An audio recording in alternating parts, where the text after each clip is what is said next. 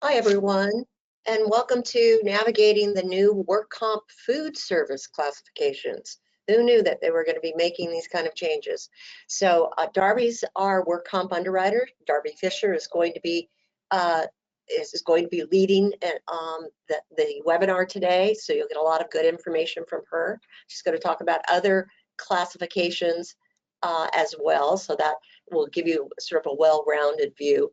My name is Anae Augustini. I'm CEO of CID Insurance Programs.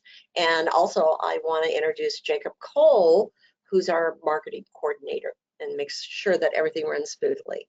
So let's take a look. I think we start with logistics, which probably everybody knows, but here it is anyways. All of you are going to be on mute, but you could definitely hear. Again, your voice is really important to us, so please feel free to pose questions into the chat room at any time throughout the webinar, and we'll stop and answer them for you. Also, there's will be a short survey at the end. We'd really appreciate your feedback there as well. So without further ado, I'm going to introduce Darby for the webinar. Good morning, everyone. So our webinar objectives today are going to learn about the changes coming for the food service classifications, better understand the large scale and size of the food service industry, and understand the significance of these changes and how they're going to affect classifying food service going forward. So I want to talk a little bit about the purpose of the WCIRB classification changes. So the restaurant industry is a driving force in California's economy, accounting for 6% of statewide pure premium. In the California Workers' Compensation System, food and beverage operations have previously been assigned to classifications 9079 or 8078. So the food and beverage industry, it's an extremely broad class of business that accounts for various types of restaurant operations, including fast food and full service restaurants, bars and taverns, professional caterers, and more. So since classification changes will have a large effect on the industry, it's important to understand why and how the WCIRB came to this decision. So based on a recommendation from the Classification and Rating Committee in 2021, the WCIRB began a review of the classification procedures for the restaurant industry. So in phase one of this study, the WCIRB researched the business operations and loss experience of the restaurant industry and gathered industry feedback on the differentiating factors and cost drivers of the potential industry classifications. So initial research findings indicated there was a difference between classifications 9079 and 8078 operations, as well as claim characteristics and loss experience. So in addition, classification 9079 has several potential distinct operational segments, like that full service, fast food, bars and taverns. A lot are kind of grouped into 9079. So in phase two, the WCIRB built upon their initial findings to focus on classification 9079's potential new classes and develop a working definition for each of those. So they created a credible sample of operations for each potential classification in order to review the loss and payroll experience and the claim characteristics of that specific industry. So recently, the COVID-19 pandemic significantly disrupted the restaurant industry, and it may have varying impacts on the food and beverage classifications. So that's going to be taken into account as the WCIRB continues their research. So the goal of eliminating 9079 and establishing 6 new classifications for food and beverage service is to allow for a more discrete analysis of the payroll and claim characteristics unique to each of those identifiable industry operations. So this is going to enable a better understanding of the typical causes of injuries for each new classification, thus paving the way for a more precise alignment of employer costs with their employees' exposure to injury and a more targeted and effective loss prevention measures. So based on the operational characteristics, the WCIRB identified 6 new classifications for the restaurant industry effective September 1st. This is going to be fast food and fast casual restaurants, full service restaurants, bars and taverns, professional caterers, hotel food and beverage service, and restaurants not other classified. So these 6 new classifications are going to be effective on or after September 1st of 2024.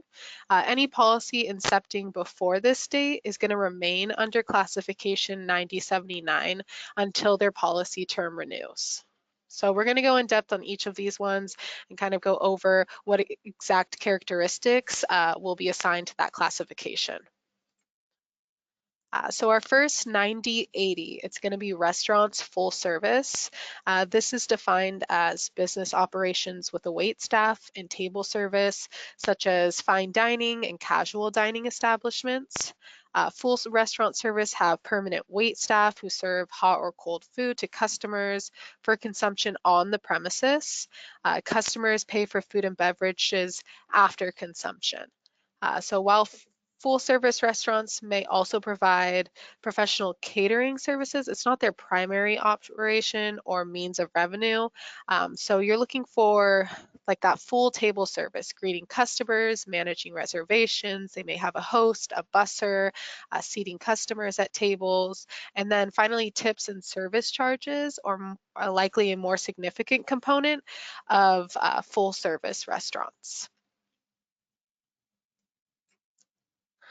Our second classification, 9083, is going to be restaurants fast food or fast casual.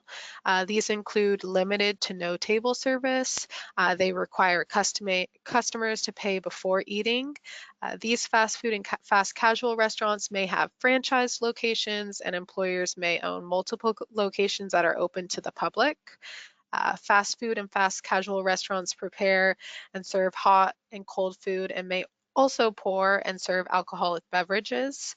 Typically, employees take orders and serve customers from a counter inside the establishment or from a drive-through window, and customers pay for orders before eating. Food may also be ordered through a kiosk or a web-based application, and some food may be prepared in advance and assembled when a customer order is received.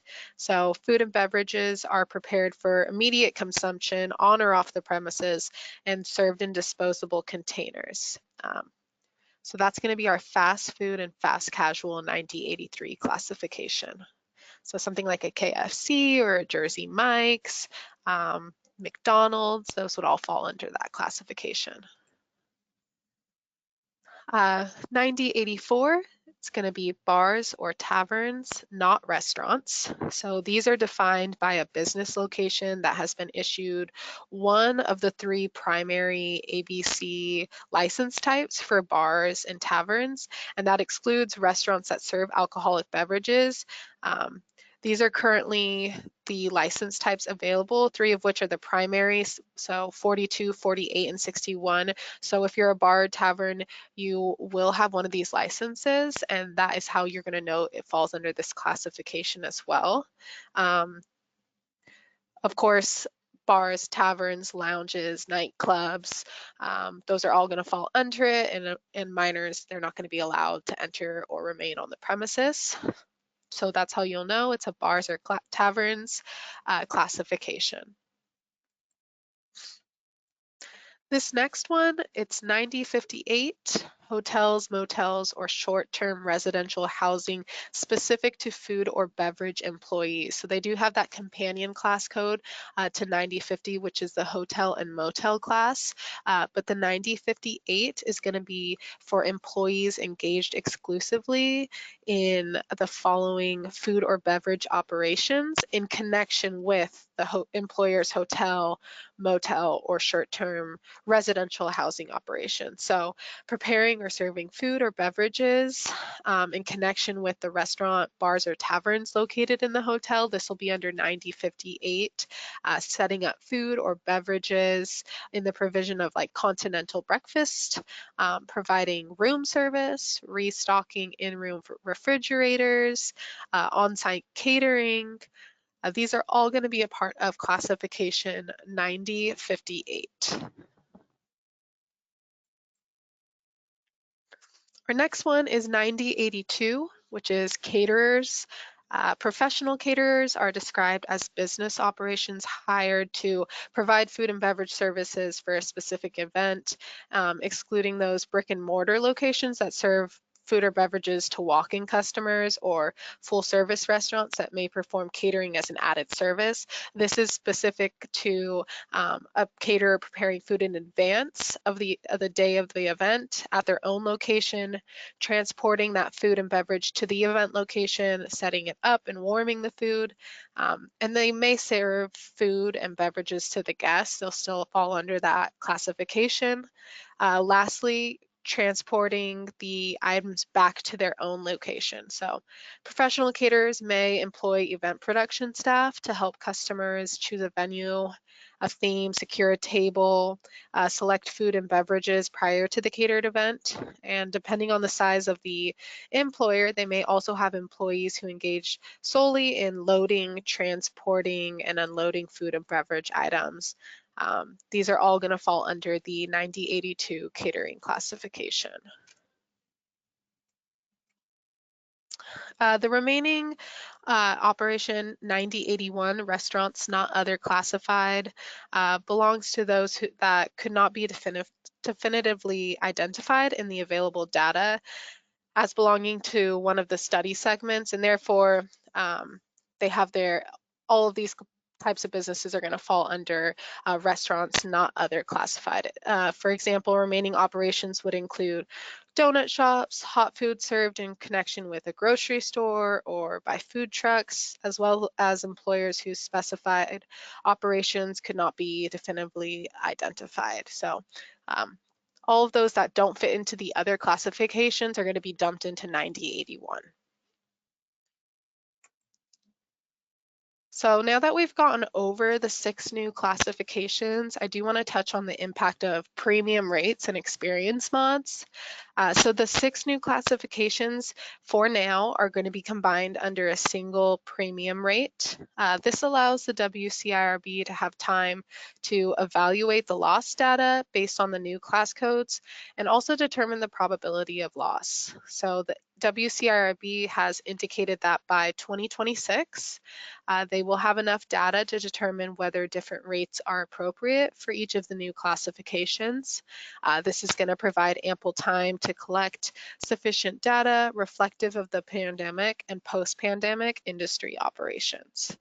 So while classifying incorrectly as you move forward with new business submissions may lead you to believe there's no effect on the insurance policy for now, as the WCIRB continues to evaluate each of the classes, having them reclassified correctly will become beneficial for the insured as the history of the classes begin to develop and the WCIRB identifies where rate changes need to occur.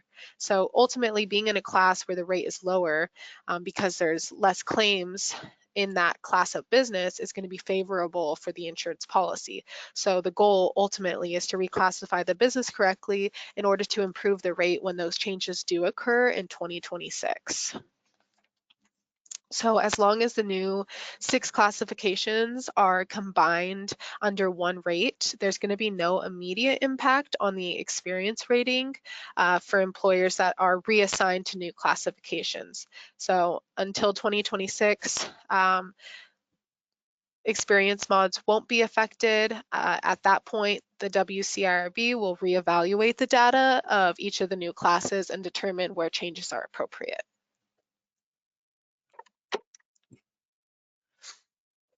So some outreach and resources. Obviously, this is a really big change in the food and beverage industry. So the WCIRB has created a dedicated web page where you can find all of the updates for food and beverage in one place. This includes frequently asked questions, current updates, breakdowns of each of the new classifications. They also created a really helpful tool where you can quickly determine which food and beverage class is best fit for your insured by answering just a series of questions, maybe like 5 or 6, and then it'll tell you at the end what class of business this risk should be under. So if you have any additional questions about these changes, I'd highly recommend utilizing the Bureau's services. Oops.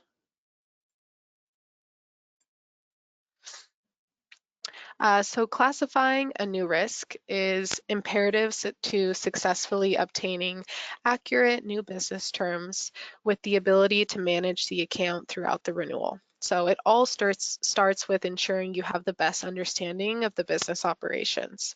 So here's a few pointers that are going to guide you in the right direction.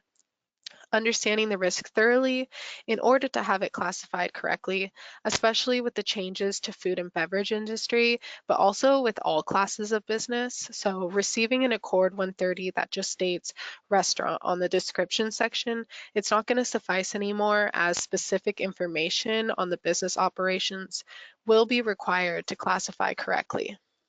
A few other examples are contractors. Those are other classes of business where they're typically performing a few services that may be placed into different classifications, or manufacturing that could include processing, packaging, or sales.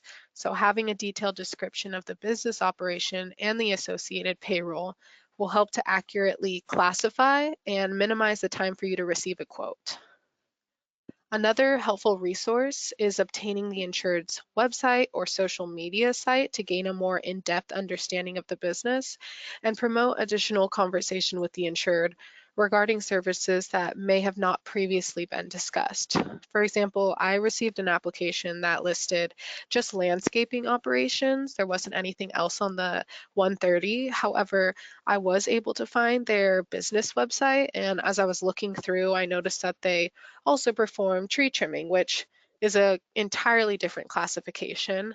And it wasn't listed on the application, which changed the overall exposure of the business operations. So CID, we want to make it easy for you, which is why we've created supplemental applications to guide you in gathering the necessary information I need to quote your business. Classes such as artisan contractors, automotive business, healthcare, janitorial work, manufacturing, transportation or trucking operations, and of course, food and beverage service. We have supplementals for each of those classes on our website. And with the changes to the food and beverage service, we have tailored our one-page supplemental for this industry to ask the specific questions that will be used to determine the correct class of business. So having all or any of this information, it's going to greatly assist in determining the correct classification for the risk and will avoid any potential issues during or after the policy term.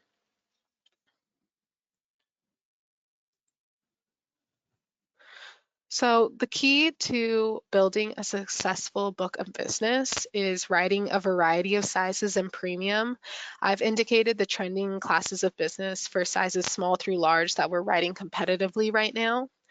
Small business, it's going to be that premium range from about $2,000 to $15,000. These risks are quicker to quote as they don't have as many exposures. The payroll and employee count is typically lower with no claims history. So most of your book is going to be built on this size. Those trending classes I'm seeing right now are retail merchants, wholesale stores, physician offices. Medium-sized business, it's going to fall within that $15,000 to $50,000 in premium. This is the sweet spot as they help to build more premium volume within your book. They generally incur lower loss ratios, so they're more stable than a larger business on the renewal side. However, they do require a deeper analysis in order to obtain a competitive quote, so utilizing those resources we just talked about will be helpful. Bars and taverns, full service restaurants, hotels and motels, those are all in that premium size that I'm seeing right now are doing really well with our markets. And then of course our large size businesses are those in premium over 50,000. So these are going to add fast production volume to your book of business, and they're going to have greater exposures, more accidental exposure, and higher rated class codes. So they will require more underwriting. Classes such as manufacturing, artisan contractors, and janitorial services are trending classes in that of business for a larger size premium. So with our expansive appetite and competitive rates, CID can help you grow your book of business. I'm going to give it back to Anae now. Great job explaining all those details. I hope everyone got value from this webinar. Make sure, if you haven't, visit our website. We've got lots of broker tools. We work daily. Jacob and I work together. We're constantly trying to come up with better tools to help you be better at writing more commercial business. And so please visit our webinar, our website for that. Darby's available. She can be reached by phone or by email, and she's responsive and very knowledgeable about workers' comp. So she's your go-to. And then if you want to get started filling out some work comp apps today, send them over to submissions@cidinsurance.com. Thanks for joining us today. We look forward to doing business with you.